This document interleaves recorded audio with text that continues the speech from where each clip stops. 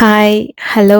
అందరికీ నమస్కారం. నేను మేకల. హెయిర్ కొద్దిగా హెల్తీగా ఉన్నాయి అంటే చిన్నప్పటి నుంచి ఒకే ఆయిల్ వాడుతున్నాను. ఆ ఆయిల్స్ ఏంటో ఈ వీడియోలో ఎక్స్‌ప్లెయిన్ చేస్తాను.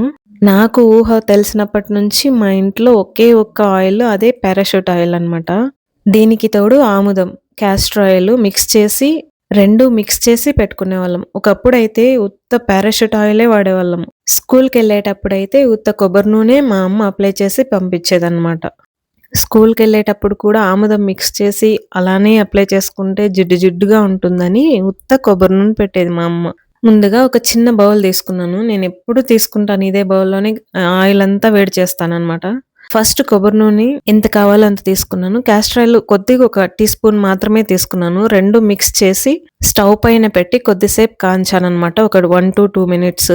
ఆయిల్ కొద్దిగా గోరువెచ్చగా అయితే చాలు. తర్వాత స్టవ్ ఆఫ్ చేసుకొని ఒక్కొక్కటే కరివేపాకులు వేశాననమాట. ఒకేసారి వేస్తే పచ్చాకులు కదా! నూనంతా బయట చిటపటలాడుతుంది కాబట్టి ఎగిరిపోతది ఆయిల్ అంతా. అందుకనేసి ఒక్కొక్కటే వేశాను. ఇక్కడ ఒక చిన్న టిప్ చెప్తాను.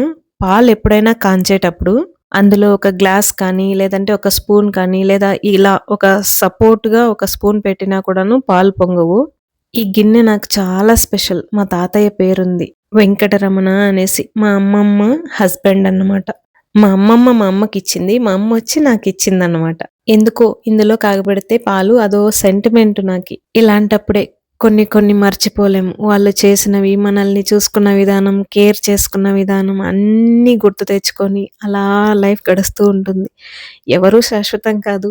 ఏదో ఒక రోజు వెళ్ళాలి. కానీ పెద్దవాళ్ళు మనల్ని ఎలా చూసుకున్నారో, మనం మన పిల్లల్ని అలా చూసుకుంటే లైఫ్ బావుంటుందనేది నా ఒపీనియన్. ఇంకా అవన్నీ కొద్దిగా పక్కన పెడితే, ఇంక నేను తలకి ఈ ఆయిల్ అంతా చల్లారిపోయింది. చల్లారాక నేను తలకి అప్లై చేసుకుంటున్నాను. ఆయిల్ పెట్టడం కాదు గొప్ప. అది ఎలా పెట్టాలో కూడా తెలుసుకోవాలి. ఎందుకంటే తలలో హెయిర్ పెరగాలన్నా కూడాను కొద్దిగా తెలిసుండాలి. ఈ ఆయిల్ ఎలా పెట్టాలో. నేనైతే అందరూ చిక్కు తీయమంటారు. నేనైతే అలానే పెట్టేస్తాను. నాకెందుకంటే చిక్కు పట్టదు. సో, అందుకనేసి నేను అలానే పెడతాను. తర్వాత నెత్తిన పునక పైన కొద్దిగా ఆయిల్ పెడతాననమాట. అక్కడ పెట్టేసి ఈ లైన్ పాపిడి తీసి పాపిడిలో పెట్టుకుంటాననమాట. పాపిడి తీసి పాపిడిలో పెట్టుకున్నాక ఈ రూట్స్ ఈ తలలో హెయిర్ దగ్గర మాత్రం ఫుల్‌గా అప్లై చేయాలి. ఆయిల్ అంతా అక్కడే పెట్టాలి ఎక్కువ. ఎందుకంటే అక్కడే కదా గ్రో అయ్యేది. కొద్దిగా ఆయిల్ అంతా అప్లై చేసేస్తాను. హెయిర్‌కంతా ఒక కొద్దిగా గూడా గ్యాప్ లేకుండా మొత్తం అంతా అప్లై చేసుకొని మళ్ళీ నేను మసాజ్ చేస్తాననమాట. ఆయిల్ ఎప్పుడు పైన ఎంట్రుకలకి కాదు పెట్టాల్సింది. లోపల కూడా రూట్స్‌కి తగిలేటట్టు ఆయిలు అప్లై చేయాలి. నేను చాలా మందిని జూస్తాను. పైన పెట్టేసేది, అలానే దూకునేసేది. ఇంకా హెయిర్ పెరగమంటే ఎలా పెరుగుతుంది? అలా కాకుండా నిదానంగా ఒక 15-20 మినిట్స్ మనము ఆయిల్ పెట్టడానికి కేటాయిస్తే మసాజ్ వల్ల హెయిర్ గ్రోత్ అవ్వడానికి ఛాన్సెస్ చాలా ఉన్నాయి.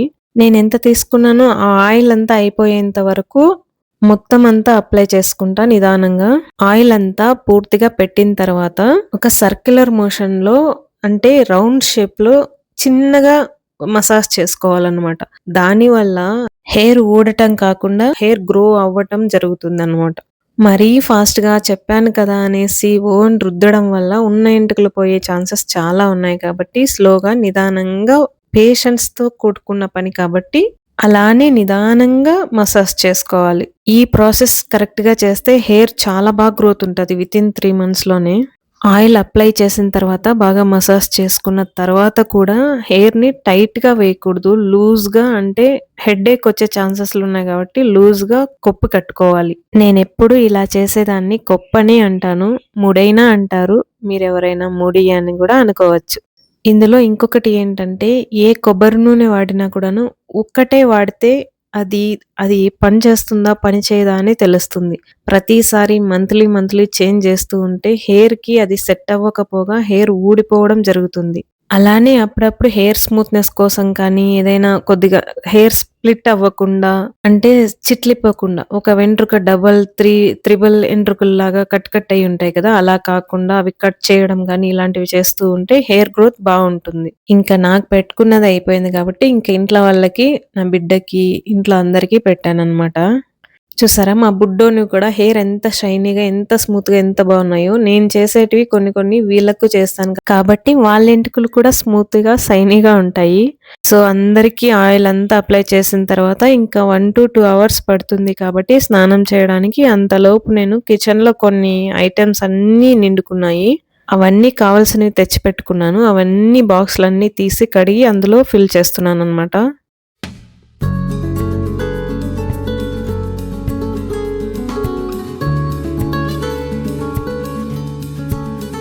నాకు సేమియా ఉప్మా చేయడానికి తొందరగా ఆఫీస్‌కెళ్ళే ముందు అవసరం కాబట్టి నేను కొద్దిగా 1 మంత్‌కి అయ్యేంత తెచ్చుకుంటాననమాట. అది పాడవకుండా, పురుగు పట్టకుండా నేను బే లీఫ్ అంటే పలావ్ ఆకు, 2 మిరపకాయలేసి పెడతాననమాట. పురుగు పట్టకుండా ఉంటుంది. ఇడ్లీలు చేస్తూ ఉంటాం కాబట్టి ఇడ్లీ రవ్వ లాస్ట్ మంత్‌ది మిగిలిపోయింది. అది ఇప్పుడు పక్కకు తీసి పెట్టుకొని కొత్తగా తెచ్చిన ఇడ్లీ రవ్వని ఇందులో ఫిల్ చేస్తున్నాననమాట. ఇలా చేయకపోతే పాత రవ్వ పైనే కొత్తది మిక్స్ చేసేసామంటే పాత దాంట్లో పురుగు పడుతుంది కాబట్టి అది సెపరేట్‌గా తీసి కొత్తగా తెచ్చింది ఫిల్ చేసుకుంటే తొందరగా పురుగు పట్టదు కదా! అది అందరికీ తెలిసిందే కాబట్టి ఇప్పుడు ఫిల్ చేసిన తర్వాత ఇంకొద్దిగా మిగిలింది. ఆ 2 మిక్స్ చేసి ఈరోజు ఇడ్లీకి నానబెడుతున్నాననమాట.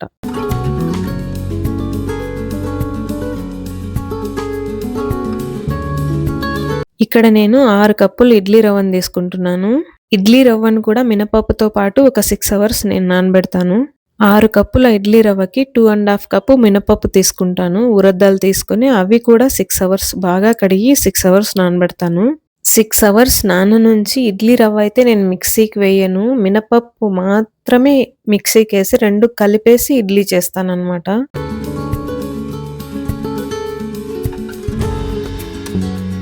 నేనెప్పుడు వీకెండొచ్చినా, సాటర్‌డే అయినా, సండే అయినా నేను ఆ వారానికి సరిపోయేంత ఇడ్లీ పిండి కానీ, దోస పిండి కానీ రెడీ చేసి పెట్టుకుంటాననమాట. ఎందుకంటే నాకు మళ్ళీ టైం ఉండదు కాబట్టి మార్నింగే లేచి ఇంకా అన్నీ ఎక్స్‌ట్రా పనులు చేసుకోవాలన్నా, ఇంకా రేపటికి నానబెట్టి ఇవంతా ఎక్కువ ప్రాసెస్ ఉంటుంది కాబట్టి, అది నేను ఇప్పుడు వీక్ డేస్‌లో నేనేమీ చేయలేను. అందుకే వీకెండ్‌లో నేను ప్రిపేర్ చేసి బ్యాటర్ అనేది పెట్టుకుంటాను. ఒక్కొక్క రోజు వైట్ ఇడ్లీ, నార్మల్ ఇడ్లీ చేస్తాను. అందులో ఒక్కొక్క రోజు హెల్తీగా తినడం కోసం కొద్దిగా క్యారెట్ తురిమి వేస్తాను. ఒక్కొక్క రోజు బీట్రూట్ తురిమేస్తాను. ఇలాంటివి చేస్తాననమాట.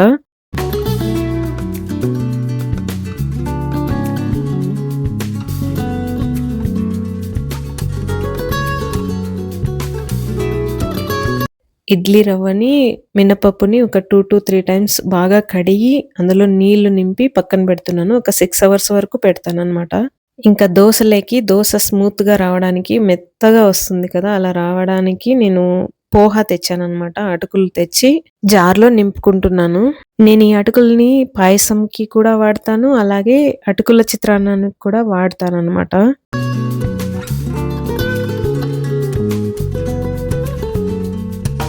మినపప్పు నేను పొట్టు మినపప్పు వాడను కాబట్టి ఇది వైట్ మినపప్పు, తెల్ల మినపప్పే వాడతాను. నాకీ పొట్టు మినపప్పు వాడే అంత టైం కూడా ఉండదు. నాకంత టైము అన్నీ మేనేజ్ చేయలేను కాబట్టి వైట్ మినపప్పే వాడతాను.